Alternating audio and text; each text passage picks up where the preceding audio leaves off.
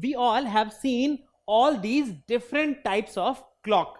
In fact, all our activities in a day depend on these clocks, that is, depend on time. Now, why is time so important in our lives? Let's see. Now, if you are in school and after the entire tiring day, you are waiting for the school bell to ring so that you can go home. But what if the school bell doesn't ring at all? That will not be a very good situation for you. So, how does the school bell ring? What decides when a school bell will ring? Well, it's time. The school bell rings according to time, isn't it? So, without time, you cannot decide when the school bell will ring, when one period gets over and the other starts. So, time is important. What about getting up in the morning?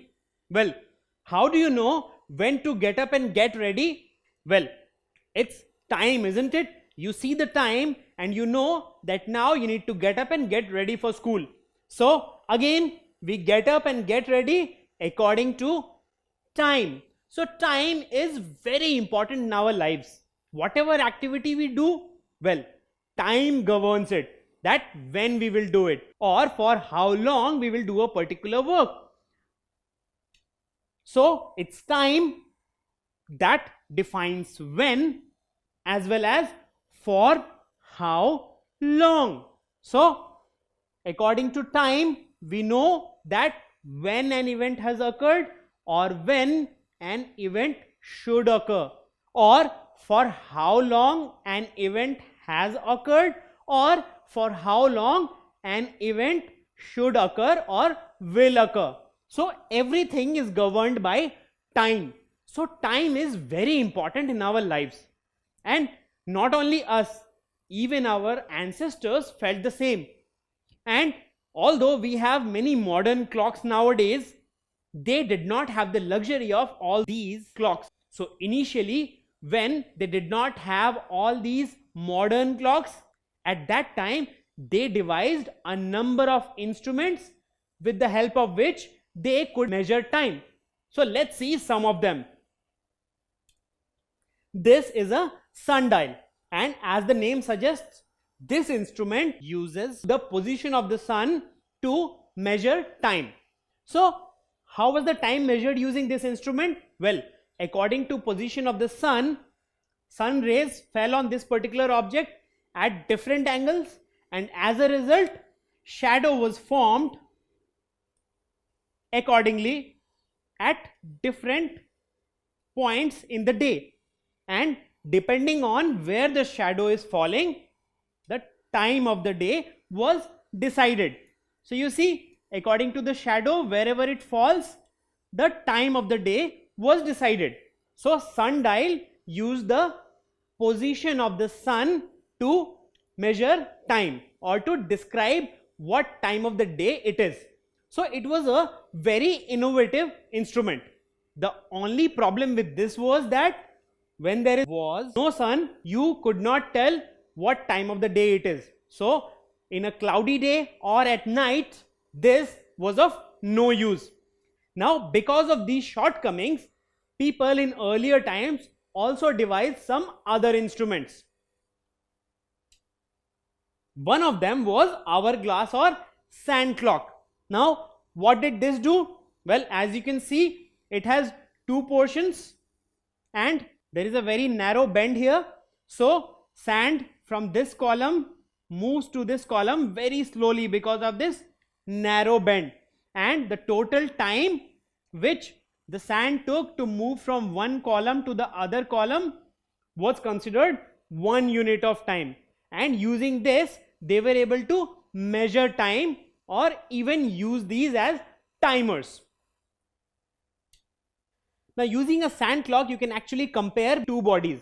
For example, this red body is completing a circle in exactly 1 unit of time of this hourglass.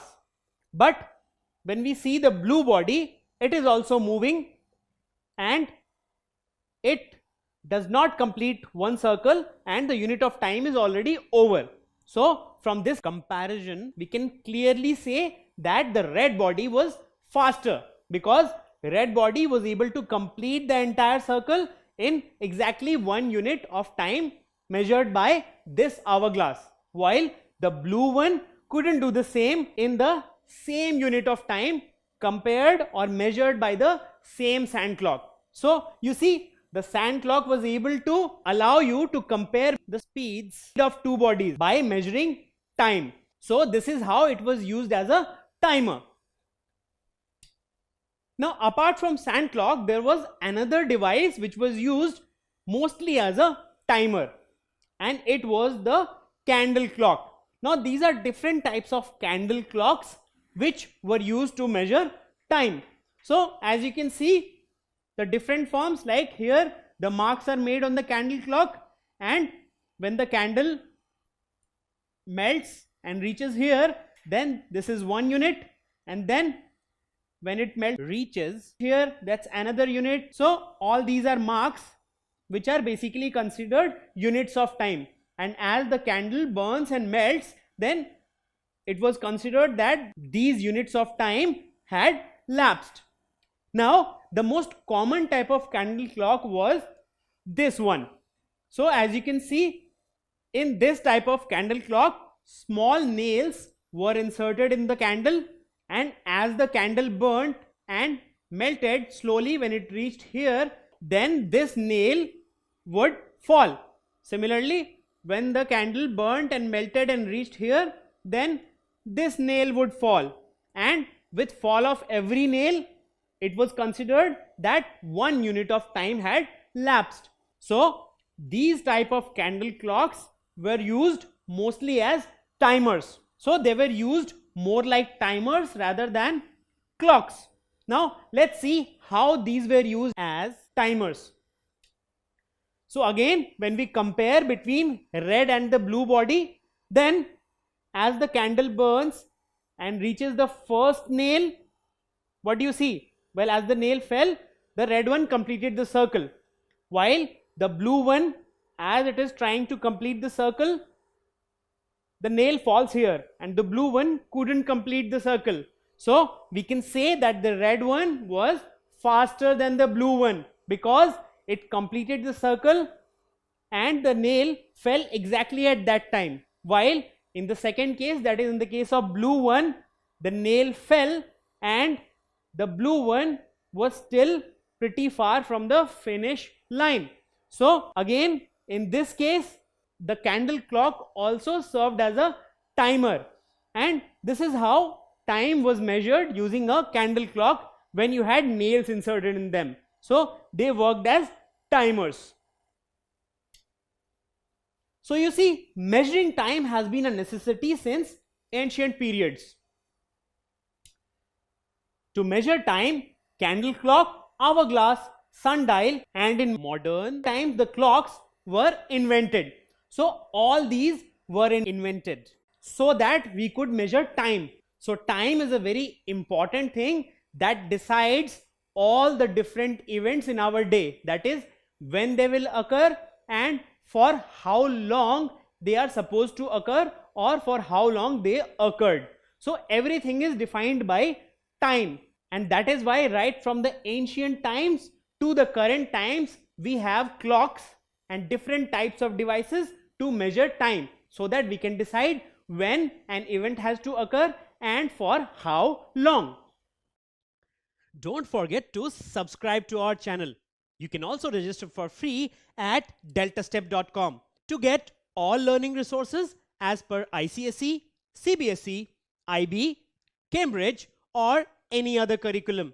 Over 5,000 amazing lectures across maths, science, English and social science. Our unique interactive video technology keeps you engaged, and our iDictionary feature allows you to quickly revise any concept. Master each topic at your own pace with our adaptive practice technology and 1 million plus questions. Get instant answers and detailed solutions. Be exam ready by taking unlimited mock tests, performance analysis along with actionable feedback, personal tutors to resolve your slightest of doubts. That's not all. You also get amazing prizes like PlayStations, iPads, watches, and many more, along with certificates through our Earn As You Learn program. So at deltastep.com, learning is not just fun and easy, it's rewarding too. So register for free now.